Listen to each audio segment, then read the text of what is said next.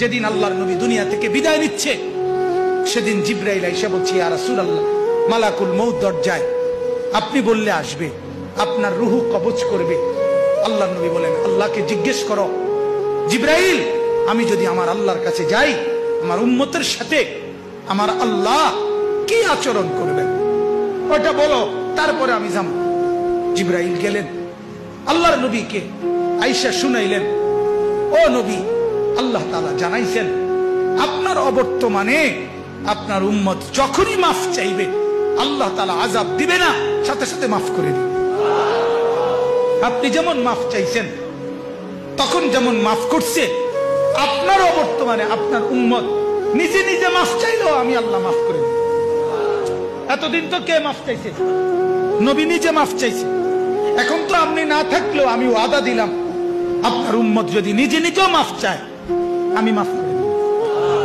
নবী বললেন, তাহলে জিবরাইল, মালাকুল মউতকে বলো আমার জান কবজ করতে।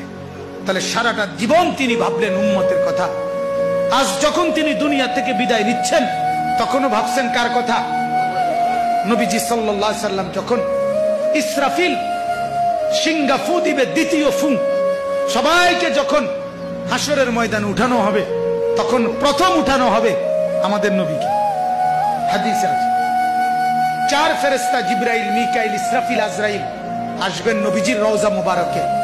এসে সবার পক্ষ থেকে জিবরাইল ডাক দিবে, ইয়া রাসূলুল্লাহ, হাসরের ময়দানে যাওয়ার জন্য আপনি কবর থেকে ওঠেন।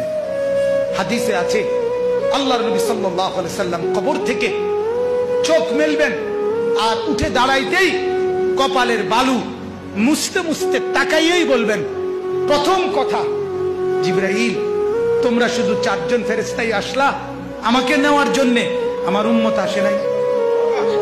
আমার উম্মত কোথায়? আমার উম্মতের হালাত কি? আমার উম্মত কি আমার বর্তমানে জাহান্নামে চলে গেল নাকি?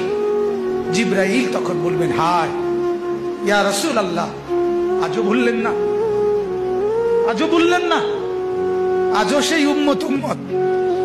যাওয়ার দিনও বললেন, দুনিয়ায় থাকতেও বললেন, আজও বললেন। আপনার উম্মতের এখনো উঠেই নাই, এখনো তো কবর থেকে কেউ তুলে নাই, আপনাকে তুলেই বাকিদেরকে উঠানো হবে। আল্লাহ নবী বললেন, তাইলে চলো, তাইলে ঠিক আছে, চলো হাসরের মাঠে।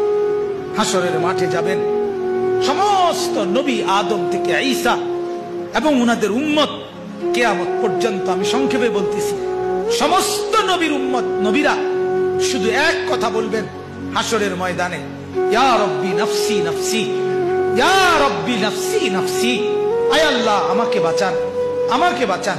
সমস্ত ফেরেশতারাও বলবে, আল্লাহ আমাকে বাঁচান।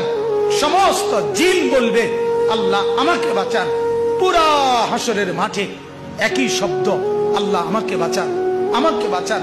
সবাই শুনবে, কে যেন একজন শুধু আছে, কোন এক জায়গা থেকে শোনা যাইতেছে, কে যেন একজন বলতেছে, ইয়া রব্বি উম্মতি উম্মতি, আয় আল্লাহ আমার উম্মতকে বাঁচান, আমার উম্মতকে বাঁচান।